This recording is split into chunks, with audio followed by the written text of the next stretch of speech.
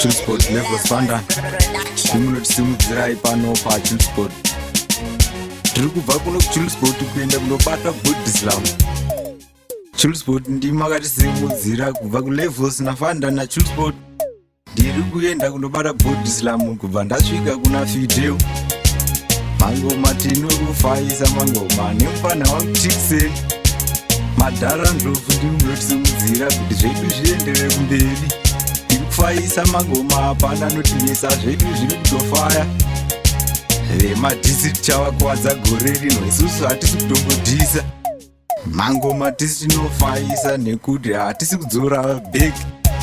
Vose ndakavabatiridza inini ndini ndakavagara matunhuru zvangu zviri kufaya gore rino 2016 inini ndiri kuenderera kumberi. Koma Changara ndivo vanondisimbisa hanzi handei kumberi mupano. Vose zvakunyepa zviya zvekumawhatsapp zvekuti hanzi ndiri kudzoka bhegi inini zvangu ndiri kuenderera. Ndiani anondimisa mangoma inini ndakamatanganire nharo. Mangoma tiri kufaisa isusu 2016 zviri kufaya. Ngoma dzaDhisemba isusu titori nadzo kundobata Christmas. Pera kweChristmas tiri kuenda 2017 zvedu zvichifaya. Hatisi kudzora bhegi isusu mangoma tiri kufaisa usatibvunza. Ndini ndinaye seskirini skiri yemangoma. Kunge mabhanditi check nini ndine skiri yose inini.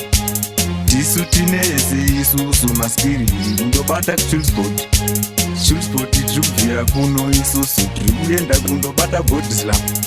King Wizard Code ndivo vari kutirikoda pano zvedu zvichifaya. Ndinokutendai King Wizard Code tiri kufaya. Hatidzore bhegi isusu zvedu zvichienderera tiri kufaisa mangoma hapana notibvunza nekuti zviri kufaya ngore rino 2016 inini ndiri kuenderera nezvimangoma inini. Handidzore bhegi inini zvangu zviri kufaya saka usandibvunze. Mangoma tiri kubata isusu zvedu zviri kuenderera. Chillsport levels Fanda inini ndiri kubata kumadinga gore rino. Kunge Tiksen naKiller T zvangu inini ndiri kubata madika.